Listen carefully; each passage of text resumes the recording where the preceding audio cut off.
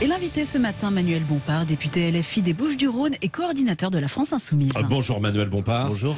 Les émeutes au Brésil des pro-Bolsonaro, la semaine de la réforme des retraites, la mobilisation annoncée de la NUPS, le retour ou non d'Adrien Quatennens à l'Assemblée, peut-être l'affaire Le Gret Zidane ou encore le plan chasse. Voilà quelques-unes des questions que nous pourrons aborder. Commençons donc, Manuel Bompard, par ce qui s'est passé cette nuit au Brésil. Des centaines de partisans donc de Bolsonaro qui n'ont pas digéré la défaite face à Lula, qui ont envahi des principaux lieux de pouvoir brésiliens.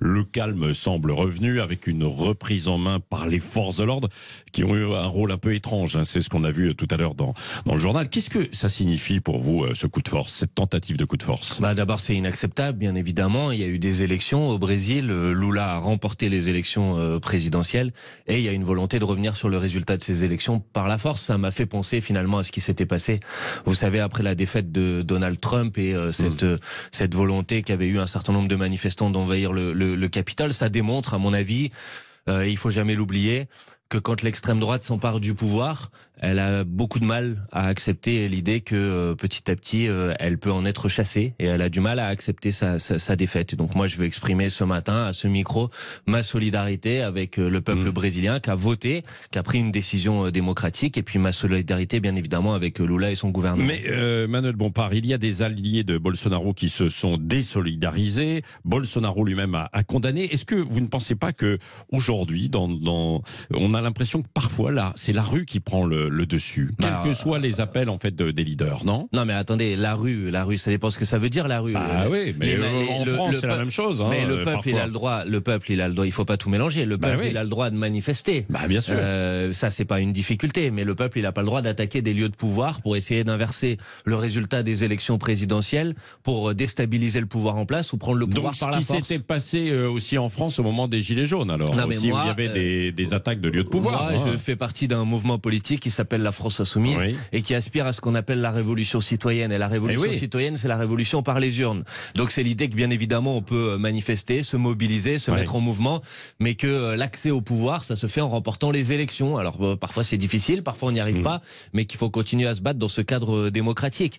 Donc bien évidemment, je ne peux pas me retrouver dans l'idée qu'on puisse attaquer des lieux de pouvoir par la force comme ça s'est passé au Brésil. Venons-en à la réforme des retraites, J-1 avant les annonces d'Elisabeth Borne. Alors visiblement, c'est l'âge de départ à 64 ans qui tient la corde. Il y aurait certaines mesures aussi sur l'emploi des seniors, sur la pénibilité, l'allongement de la durée de cotisation à 43 ans. Vous êtes toujours totalement contre ces réformes ou vous y voyez quelques points positifs, quelques évolutions? Non, j'y suis totalement opposé. Je pense que le sens de l'histoire aujourd'hui, c'est pas de reporter l'âge de départ à la retraite de 62 à 64 ou à 65 ans. On verra quel sera le résultat des arbitrages. Je rappelle que 25% des plus pauvres en France meurent avant 62 ans. C'est bien de ça dont il s'agit. On va demander à des gens qui parfois ont commencé à travailler à 16 ans, 17 ans, 18 ans de travailler jusqu'à 64 ou 65 ans. Il n'y a aucune nécessité économique à cette réforme, strictement aucune. Vous avez plus de 70% des Français selon qui sont certaines opposés. études, il y a des Selon aucune étude, le rapport du Conseil d'orientation sur les retraites dit qu'il n'y a pas d'hypothèse de trajectoire non contrôlée des dépenses de retraite. Disons les choses contrôlées, franchement. Oui, mais en revanche, qu'il y a des incertitudes sur l'avenir. Non, disons les choses franchement. Le système des retraites a été excédentaire en 2021, il a été excédentaire en 2022, il sera peut-être en léger déficit pendant quelques années, et ensuite à partir à horizon 2040-2050, il revient en excédent. Donc il n'y a aucune nécessité, aucune obligation économique. Et vous savez, c'est pas seulement moi qui le dis. Je me rappelle de Monsieur Macron en 2017. Emmanuel Macron, le président de la République, en 2017, disait il y a eu des réformes, donc il n'y a plus de problème de financement des retraites. Il disait ça en 2017, alors que les prévisions du Conseil d'orientation des retraites étaient plus dégradées que ce qu'elles sont aujourd'hui. Donc à un moment, il faut avoir un peu de cohérence. Mais Emmanuel Bompard, est-ce que certains pourraient travailler plus longtemps et puis d'autres, vous l'avez dit, parce que touchés par la pénibilité, pour arrêter plus tôt? Est-ce qu'il faudrait essayer d'ajuster à la carte un peu? Non mais attendez, ça existe déjà. D'abord quand on parle d'un âge... Jean-Luc Mélenchon et il a plus de 60 ans, il continue de travailler. Mais par exemple. Bah non, c'est vrai. Mais attendez, c'est bien votre question parce que ça permet d'éclairer quelque chose. Quand on parle d'un âge de départ à la retraite à 60 ans, c'est notre proposition. Il s'agit pas de dire qu'on est obligé de partir à la retraite à 60 ans. Il s'agit de dire qu'on peut partir à la retraite à 60 ans si on a envie de partir à la retraite à 60 ans après avoir travaillé toute sa vie, quand on est usé, quand on est fatigué et qu'on a envie de pouvoir profiter un petit peu de son temps libre, de ses petits-enfants, de s'engager dans le milieu associatif, de devenir maire. Il y a beaucoup de maires dans ce pays, notamment dans des petites communes qui ont plus de 60 ans. Qu'est-ce qu'on va faire quand on va dire à tous ces gens-là de travailler jusqu'à 64 ou 65 ans? Donc c'est ça la question qui est posée. Il ne s'agit pas d'obliger les gens à partir à la retraite à 60 ans. Ensuite, il y a des mesures de pénibilité, ça existe déjà. Mais Emmanuel Macron, qu'est-ce qu'il a fait au début de son mandat en 2017? Il a supprimé des critères de pénibilité. Il a considéré que, notamment, le port de charges lourdes, par exemple, qui était un des critères de pénibilité, n'en était plus un. Bon, donc il ne faut pas raconter n'importe quoi. Pour l'instant, ce que fait ce gouvernement, c'est toujours rendre la vie des gens toujours plus difficile. Et ça, c'est inacceptable. Donc, bien évidemment, nous nous mobiliserons contre cette réforme. Nous ne serons pas seuls. Plus de 70% des Français sont contre. Tous les syndicats sont contre. Et alors, les syndicats qui vont se décider demain d'une action, est-ce que vous serez aux côtés des syndicats ou alors est-ce que vous vous réservez pour votre marche le 21 janvier? Non, on fera les deux, bien évidemment. Écoutez, à partir du moment où les organisations syndicales poseront une date de mobilisation, nous serons pleinement et totalement engagés en soutien de cette initiative. Parce qu'il y a un élément très important, c'est que l'intersyndicale, elle est très large. Elle est unie, il y a tous les syndicats de salariés à l'intérieur. Donc ça, c'est un élément très important. Mais en attendant, comme il n'y a pas de date qui était posée pour l'instant sur la table, il y a eu des organisations de jeunesse qui ont posé une date le samedi 21 janvier prochain.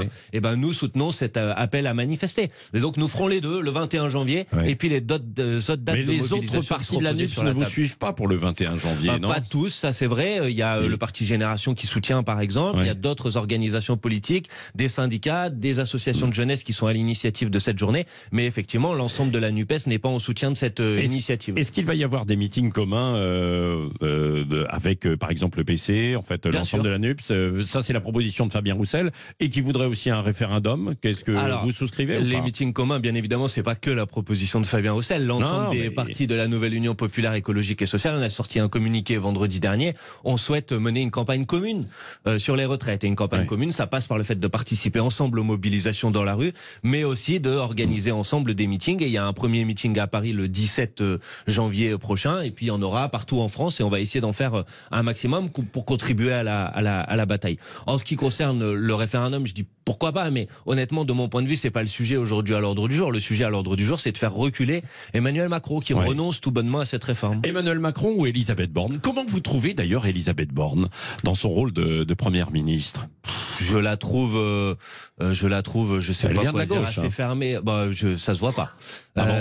Non, clairement, le programme qu'elle met en place aujourd'hui est un programme qui n'a rien à voir avec la gauche. Vous savez, c'est amusant, ce week-end circulaient des vidéos d'extraits de meetings de François Mitterrand à l'époque sur la retraite à 60 ans. Et je voyais des ministres, monsieur Clément Beaune, qui normalement vient de la gauche, qui célébrait ou rendait hommage à François Mitterrand, alors qu'en même temps circulaient des vidéos sur lesquelles François Mitterrand défendait l'hypothèse de la retraite à 60 ans. Donc vous voyez, à un moment, il faut être un petit peu cohérent. Elisabeth Borne, alors vous la trouvez comment? Je la trouve dans l'agenda libéral d'Emmanuel Macron, mais il y a rien de gauche dans la politique que met en place Elisabeth Borne. Vous savez, aujourd'hui, on a atteint un nouveau record. C'est le record des dividendes versés. Aujourd'hui, là, c'est les chiffres qui ont été publiés ce matin. On va atteindre un nouveau record de dividendes versés par les entreprises du CAC 40 en France. Dans le même temps, vous avez l'inflation qui... c'est bien, ça veut dire qu'il y a une dynamique, non, de l'économie française, non? Ça va créer de l'emploi. Mais si vous croyez, je sais pas, on verra. Mais ce que je crois, c'est que vous pouvez pas avoir dans le même temps des actionnaires qui se gavent de dividendes et dans le même temps des Français qui tirent la langue parce qu'ils sont confrontés à l'explosion des prix sur les produits de première nécessité, sur les produits alimentaires, des prix de l'énergie. On est confronté à des grandes difficultés par rapport à la hausse du prix de l'énergie, que ce soit les citoyens ou les petites entreprises. Et en même temps, vous avez des grandes entreprises qui versent un dividende record. C'est inacceptable et c'est incompréhensible pour une grande partie de la population. Dernier mot sur ce sujet. S'il y a un accord avec les LR, puisque visiblement 64 ans, c'est un petit peu une forme de compromis, il n'y aura pas de 49-3?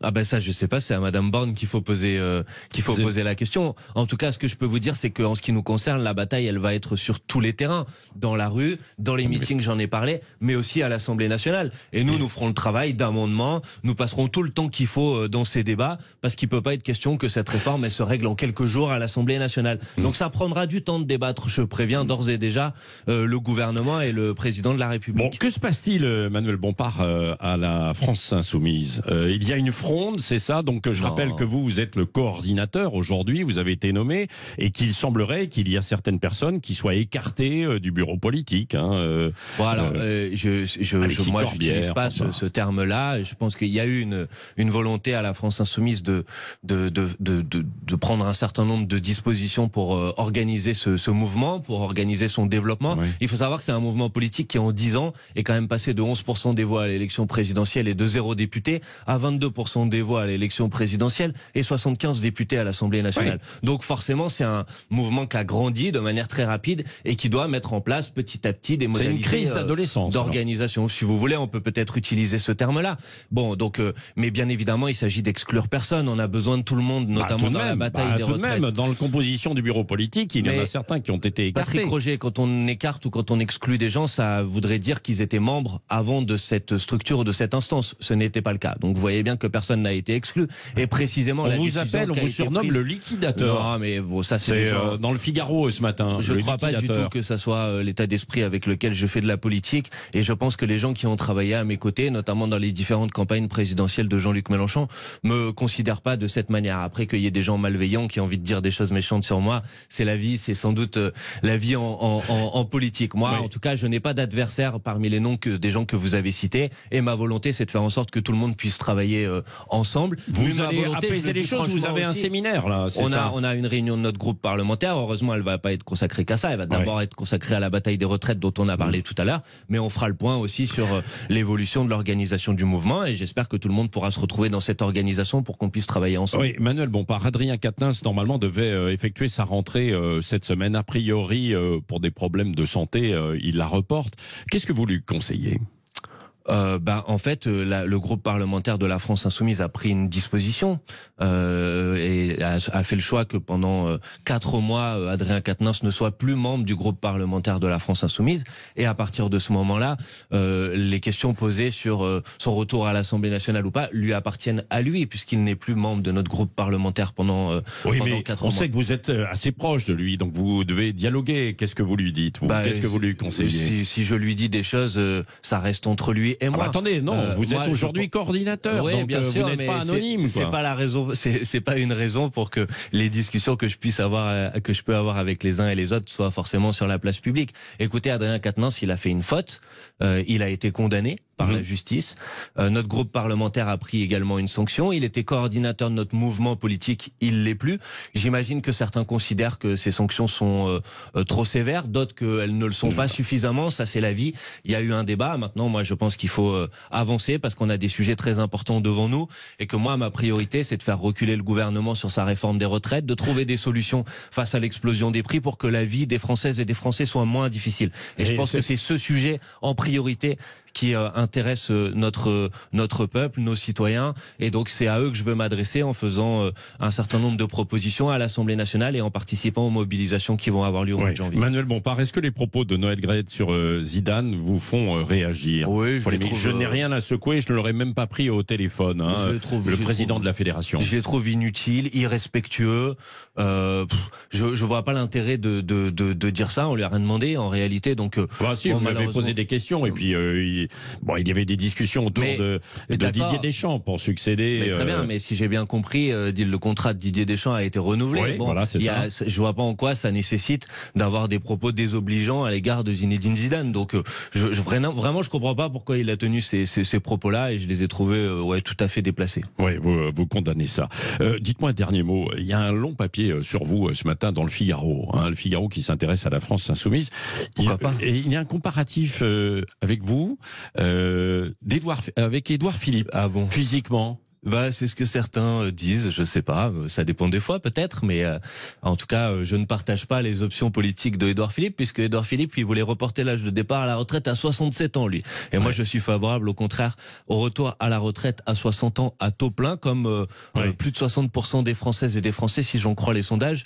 Alors, parfois, on peut se ressembler ou pas, ça, je sais pas, les gens jugeront, mais en tout cas, politiquement, on se ressemble pas. Bon, sur le plan de chasse là qui va être présenté aujourd'hui, vous êtes pour l'interdiction de la chasse le dimanche, qui ne sera sans doute pas retenu, a priori. Mais moi, je pense qu'il faut bien comprendre, il ne s'agit pas de culpabiliser les chasseurs ou je ne sais quoi, il s'agit de dire qu'il faut faire en sorte que quand on habite à la campagne en particulier, on puisse aussi avoir un moment pour pouvoir profiter de la nature en toute sérénité. Et il y a eu un certain nombre d'accidents de chasse ces derniers mois ou ces dernières années qui font qu'il y a des gens qui tout simplement ont peur d'aller se promener le dimanche. Donc je trouve qu'essayer de trouver des mesures pour permettre de faire cohabiter les différentes activités, ce serait effectivement intelligent. Merci Manuel Bompard, coordinateur de la France Insoumise, était l'invité ce matin de Sud Radio.